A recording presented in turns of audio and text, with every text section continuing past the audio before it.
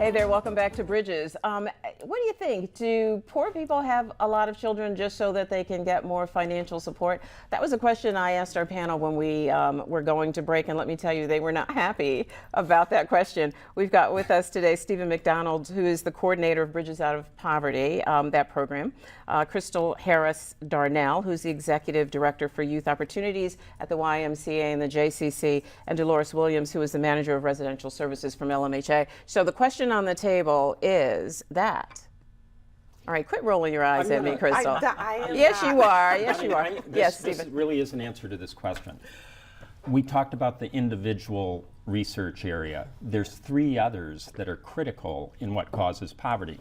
So the answer to the question of why do some folks have more kids than they can really afford or support has to do also with not just individual choices, but with the social supports that are available to them. What does that mean? To the legacy of oppression and the current oppression that they're experiencing, including businesses that prey on poor people, and to policies and laws. So if you're just looking at one area, you're never going to have a good discussion. You have to bring all those four areas of research into the conversation. Well, why are some folks oppressed by the system and others not oppressed by the system? I mean, why is it that you have been able to rise out of those circumstances that you were raised in? And there are many of us who were raised in circumstances that were less than optimal and were able to move forward. So why are some able to do that and some not? Well, any of you? Again, any of you? if I will step out first, I think, well, Stephen's explanation about the facets of poverty, that for a population there's a choice. We haven't talked about unmet mental health needs, which causes a great deal of poverty. Okay, let's consider that separate. I think that's a separate issue.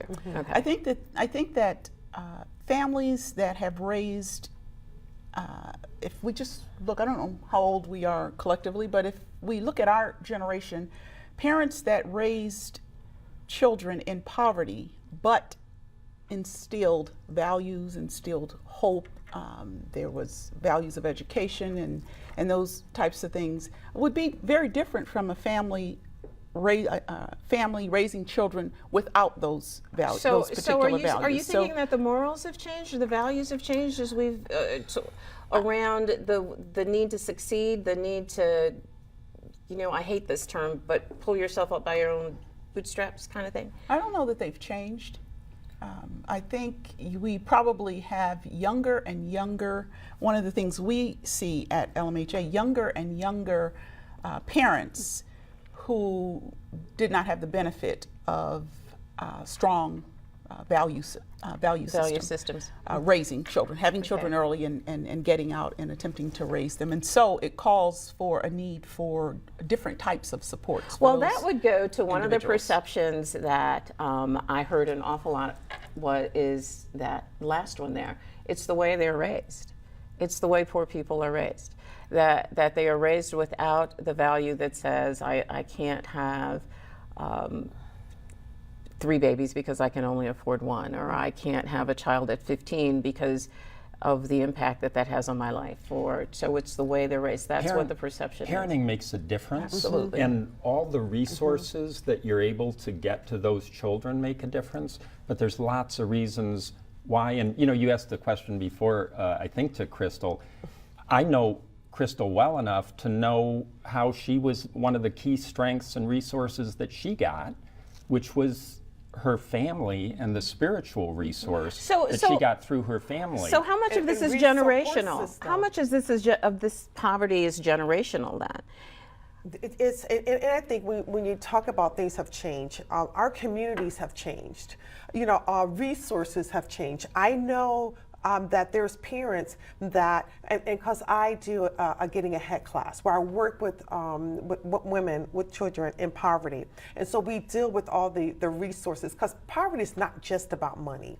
We have to look at their spiritual resource, physical resource, mental resource, but one of the biggest is support systems. And we find that a lot of our the parents I work with that are dealing with poverty, trying to get out, we can get an education. She gets a degree, but she still is not making the money that she needs. She's not making a living wage because she can't find a living wage job.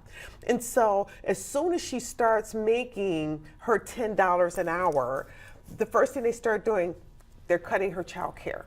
They're cutting her food stamps. They're cutting, her medical. And so again, we have women said, "Hey, I can't take that dollar raise because if you give me that dollar raise, then they're going to cut my child care." And so we find that there's also a So they're system. stuck to the system that Yeah, causes people to be absolutely. stuck. Thank you for raising Yes, there's that. a system that's in place that make it so difficult for people to move out of poverty. And so if you don't have that support system, if you don't have someone that have the relationships with people, let's say from middle class that have the resources, or a business that understand what it's going to take in order for this individual to move from poverty where they're making a living wage, it makes it hard. And so it's not just about, again, we like to focus on the individual, but we have systems in place that make it so difficult for people people that to- is trying to transition. That's a really good poverty. point. Part of Yes. that is withholding information, knowledge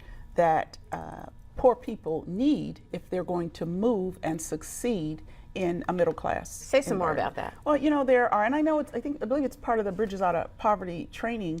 They talk about I think the term used by Bridges Out of Poverty is the hidden rules. It's not enough to help a single mom living in poverty finish her education, get a job that is perhaps paying a living wage, and so she can begin to provide and care for her family if you're not also equipping her with those hidden rules of middle class, because she'll stumble and she'll trip over some things. And it's a hard door but to walk for- through. It's a very It's hard door to walk through. and to maintain. And that's a great segue to a question that I wanted to ask you. You've been talking about Bridges Out of Poverty. Can you give folks a very brief synopsis of what that program is all about? Bridges Out of Poverty is basically a framework for understanding poverty so that people, again, have the common language and understanding, and they can work together to work on the problems. One of the things is the 4 areas of research that is covered. Another is hidden rules of class. There are, based on our experiences, we develop different patterns and habits and norms. And understanding each other's hidden rules is a great way to get along better. And So building it's relationships. That building relationships. piece is important. And I just need to say this: when I initially went through Bridges back in 2005, it was, for me, it was life-changing for me, especially for someone was that? that's, because I grew up, part of my life I grew up in poverty. And so I understood that even for myself, that I was still responding to certain areas in my life as if I was still in that space, back in that Like what? place, especially around how I handle my finances. That was huge. And once I realized that I'm no longer in survival mode, I was able to kind of change my own thought process and my own behaviors. And so now, as it's going through this process myself, I'm able to identify and connect with other people that are going through the same process. And so again, it is about relationships, but what Bridges Out of Poverty also does is dispel the myth, so we can stop blaming, we can stop judging, but we can meet the individual right where they are and understand, help them to navigate through the system that is not friendly to navigate through. Absolutely. And that's our piece. And give me a that hidden I've rule. learned. Give me a really popular hidden rule Let me in the Bridges Out of Poverty program. help me out here. So one of go ahead. Language. I mean, language is a big part of it. And so even with some of our young people, we talk about casual language versus formal. Absolutely. Yeah, and so when you go to a job interview, and again, I'm working with Absolutely. teens, it's a different way Absolutely. that you One of the- speak. I am so glad that you raised that Yeah. because remember that whole discussion about ebonics years and years Yes, ago. yes. And I get it. Again, don't call me. I get it. but you know what? When you go to interview for a job, they don't really care much about your need to connect to your teenage culture or whatever that culture is that requires you to speak that way. You have to speak and present like the culture in which you are trying to enter speaks and presents. And the middle class institutions, and that's everywhere you need to go to get that's something right. done, operate by middle class hidden Standards, rules. right. And I also worked with the Youth Opportunities Program for 11 years, working with teens. And one of the things we did was we direct taught the hidden rules. These are the rules. And one of the ways we did that around language and self-expression was through taking our leaders through Toastmasters. So that it's a great way to learn the Yeah. hidden rules of middle class communication and how you're supposed to comport yourself. Right. And not that In- there's anything wrong with exactly. casual language. Casual Absolutely language is not. Great. But it's like everywhere when I'm with else. My friends, It's a we whole may- different yeah. conversation. But when I'm giving a presentation to my board, or if I'm in a job interview, right. then you need to be able to switch it up. With it in Bridges, they say you need to be bilingual just around language, but Absolutely. just understanding and knowing that, and we can't assume that everybody knows the hidden rules of class. And the same thing if you grew up in middle class and now you find yourself in situational poverty, whether it's a death or loss of job. And so there's going to be some hidden rules around poverty that you're going to have to learn how to navigate of how to get your needs met just in a different environment and what those rules are so you can be safe. And so it goes both ways. And that also applies to wealth. There's hidden rules in order. It's not just having money. You have to know the rules You're in order to absolutely right. get into. Take a breath, Crystal. Yes. You're right. You're absolutely I'm right. I know you're excited. You're I excited. do. Okay, we are going to run out of time here, so I want one quick thing that you would tell people that they should do if they want to get out of poverty. What's one thing? Connect with a mentor. Connect with a mentor. Be open to learning new ideals. Great. As businesses, Quickly. um, My God.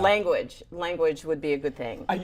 what businesses and other institutions need to take action to support people Okay, in great. making this happen. Great. Stay with me, all right? We got to go away in just a second. We'll be right back.